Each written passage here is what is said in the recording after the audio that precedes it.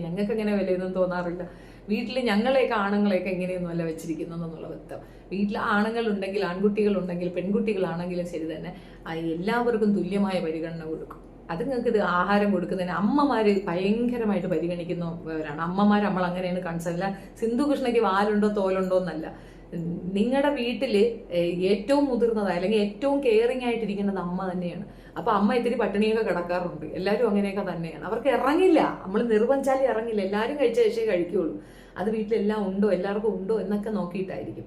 ഇത് ആദ്യം തന്നെ വന്നിരുന്നുണ്ട് എനിക്ക് വിശന്ന് കയറുന്ന ഇപ്പൊ പുട്ടുകുറ്റി വാരി കുത്തി കയറ്റുന്നു മന്നെ തിന്നാണ്ടിരിക്കുന്ന തള്ളയെ പൂവെഴുത്താൻ നിന്നെ കൊണ്ടേ പറ്റുള്ളൂ, വേറെ ആരും കൊണ്ടു വെക്കത്തില്ല. അതേപോലെ മരുമോൻ അവിടെ ഇരിക്കുന്ന ചോറും വെച്ചുകൊണ്ട് കാത്തിരിക്കുന്നു, ആഹാരം നമുക്ക് വേണ്ടി കാത്തിരിക്കുന്നു. കഷ്ടം തന്നെ. ആ ചെറുക്കൻ എന്തൊരു ബുദ്ധിമുട്ടിലിരിക്കുകയാണെന്ന് ആലോചിച്ച് നോക്കിയാണ്. കണ്ടാലേ അറിയാം. ഇനി അതിനകത്ത് എത്ര മാനിപ്പുലേഷൻ നടത്തിയാലും പട്ടി നമ്മൾ ആഹാരത്തിന് വേണ്ടി ഇരിക്കുന്നില്ല, അതുപോലെ ഇരിക്കുന്ന ചെറുക്കൻ. അങ്ങനെയാണ് എനിക്ക് മനസ്സിലായത്.